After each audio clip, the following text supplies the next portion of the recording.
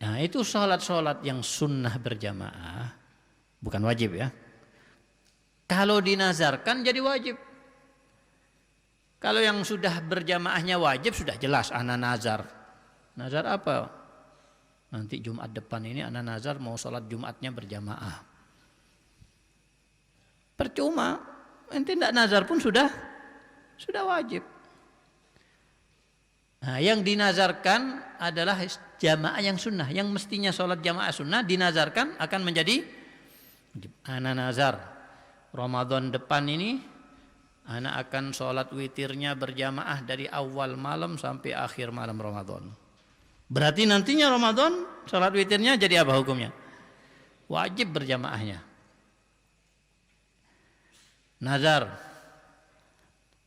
ana akan sholat istisqa atau khusuf atau kusuf jika ada nantinya, ana nazar akan melaksanakannya dan ana nazar akan melaksanakannya berjamaah. Maka hukumnya menjadi wajib. Baik. Sekarang ketika sholat yang disunnahkan berjamaah dinazarkan, maka berjamaahnya menjadi wajib. Setelah menjadi wajib, kalau tidak melaksanakannya dengan sholat berjamaah padahal sudah dinazarkan, maka hukum sholatnya menjadi apa? Menjadi tidak, menjadi sah. Tapi hukumnya berdosa. Hukumnya wajib, dosa kalau tidak sholat berjamaah, tapi sholatnya tetap dihukumi sah. Jelas ya? Jadi nanti yang sudah nazar Ramadan nanti mau sholat witir berjamaah tiap malam, bahkan bukan hanya witirnya tapi juga tarawihnya dari awal malam sampai akhir Ramadan. Maka kalau suatu waktu dia tidak memungkinkan untuk sholat atau tidak mendapatkan hidayat untuk sholat berjamaah, maka sholatnya tetap sah tapi hukumnya dosa. Beda dengan sholat Jumat. Kalau sholat Jumat sholatnya sendiri, maka hukum sholatnya tidak sah. Wajib dan harus sah. Sholat sah kalau sholat berjamaah. Kalau sholat yang dinazarkan tidak. Itu yang kedua. Sholat yang dihukumi berjamaahnya fardu ain adalah sholat Jumat, dan kedua kalau dinazarkan. Yang ketiga apa? Yang ketiga kalau dia mau mengulangi sholat. Mengulang sholat. Maka siapa yang mau mengulangi sholatnya, maka harus syaratnya mengulanginya dengan berjamaah. Ya, kadang ada teman kita yang tidak sempat untuk sholat berjamaah atau ketinggalan sholat berjamaah. Maka diharapkan jangan diam dan jangan menyerah, tapi berusaha untuk mencari kawan untuk bisa diajak sholat berjamaah. Jamaah, cari kawan, nanti belum sholat sudah, nanti belum sholat sudah, nanti belum sholat sudah. Ya kalau sudah semuanya, nanti minta sama mereka. Ana tidak dapat teman untuk sholat berjamaah, mau ndak ente temenin ana sholat berjamaah? Kalau dia mau menerima dan mau menemani, maka dia akan mendapatkan pahala dari Allah Subhanahu wa taala. Ya, pernah suatu waktu sahabat di antara sahabat-sahabat Nabi sallallahu alaihi wasallam ada yang ketinggalan sholat berjamaah. Jadi di saat sudah selesai sholat berjamaah baru datang. Maka kemudian Rasul sallallahu alaihi wasallam berkata kepada mereka, ayo siapa di antara kalian yang ingin mendapatkan rahmat dan pahala dari Allah Subhanahu wa taala untuk menemani orang yang datang telat ini, untuk menemaninya sholat berjamaah. Langsung yang mengangkat tangan adalah Sayyidina Abu Bakar As-Siddiq radhiyallahu taala anhu. Langsung Sayyidina Abu Bakar, aku ya Rasul, sahabat yang paling afdol, sahabat yang paling mulia. Kenapa beliau yang angkat pertama? Karena beliau sangat mengharap pahala dan doa daripada Nabi Muhammad SAW. Jadi beliau langsung, dan beliau yang nemenin. Jadi dianjurkan siapa yang diajak untuk melaksanakan sholat berjamaah dengan temannya yang ketinggalan sholat berjamaah, jangan menolak pahala itu. Kalian dikasih duit 100.000 nolak enggak? Ya, kalau ditawarin pahala dari Allah jangan tolak. Uang aja enggak ditolak, masa uang pahala dari Allah ditolak? Masa doa dari Nabi ditolak? Ya kan? Jangan tolak. Ya, kadang-kadang ya hanya urusan dunia dia semangat, urusan dunia dia mau, tapi urusan pahala biasa-biasa aja.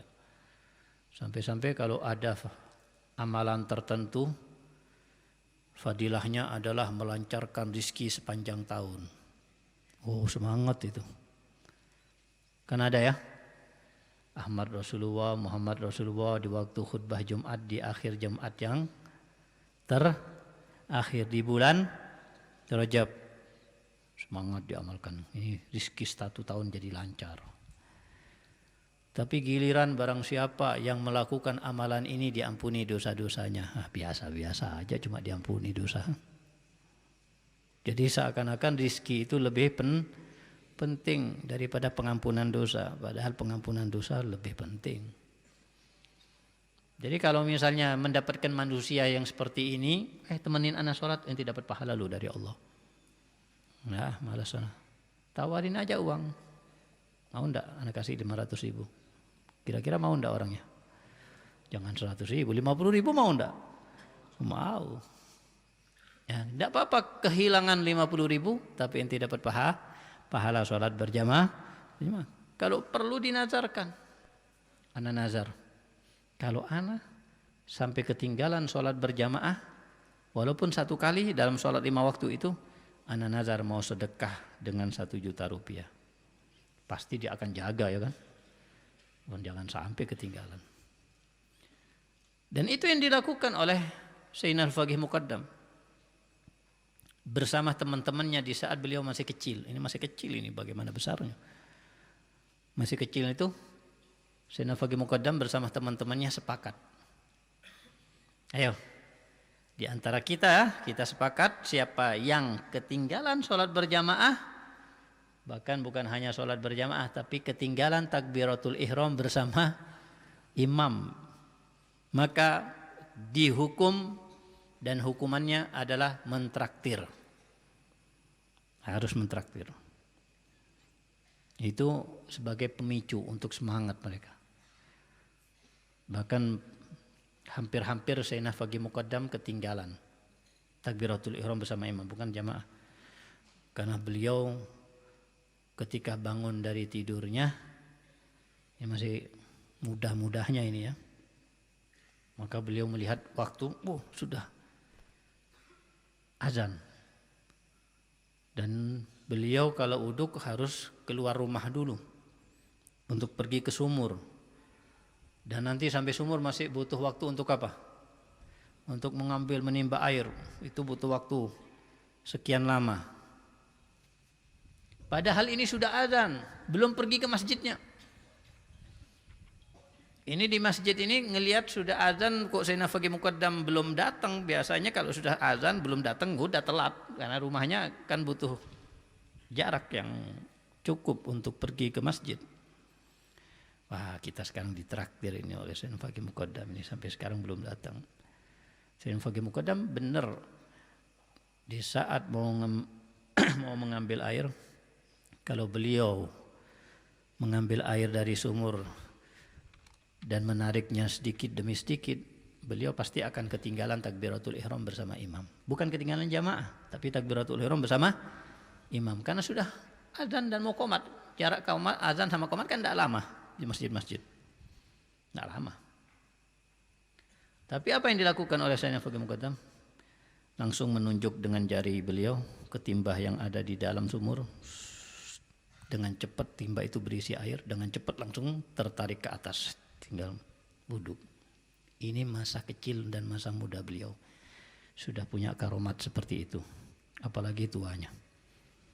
Nah, jadi kalau kalian telat tinggal tunjuk pakai jari kalian. Dan akhirnya tidak sampai terkena hukum Sayyidina Faqih Muqaddam. Jadi dari masa kecil tidak pernah telat sholat berjamaah, bahkan takbiratul ihram bersama imam. Selalu sholat berjamaah dan selalu dari awal sholat berjamaahnya. Jadi tidak heran jadi orang wali, tidak heran punya pangkat tinggi, tidak heran punya keramat yang luar biasa, karena beliau istiqomah. Nah, kalau kita kepingin semangat dan kepingin ada yang membuat kita takut untuk ketinggalan sholat berjamaah, dinazarkan seperti itu. Kalau ana sampai ketinggalan sholat berjamaah, bahkan Sayyidina Umar bin Khattab pernah ketinggalan. Di saat beliau santai di kebun beliau. Beliau santai di kebun beliau, kemudian tanpa sadar karena namanya sedang santai melihat pemandangan hijau-hijauan dan melihat atau mendengar burung yang berkicau. Akhirnya beliau kaget, oh iya waktunya sholat. Ternyata beliau pergi ke masjid, datang sudah selesai. Apa yang beliau lakukan? Beliau lakukan untuk menutupi kekurangannya, ketinggalannya sholat berjamaah dengan sedekah kebun kurma dan isi-isinya. Semuanya disedekahkan untuk fuqara wal masakin, supaya ya menutupi kehilangan pahala sholat berjamaah. Nah, ini yang perlu ditiru. Artinya apa? Tidak ada artinya dunia, tidak ada artinya uang kalau dibandingkan dengan pahala sholat berjamaah. Jadi jangan sampai ketinggalan sholat berjamaah. Kalau bisa bayar orang lain untuk menemani kalian sholat berjamaah. Jelas?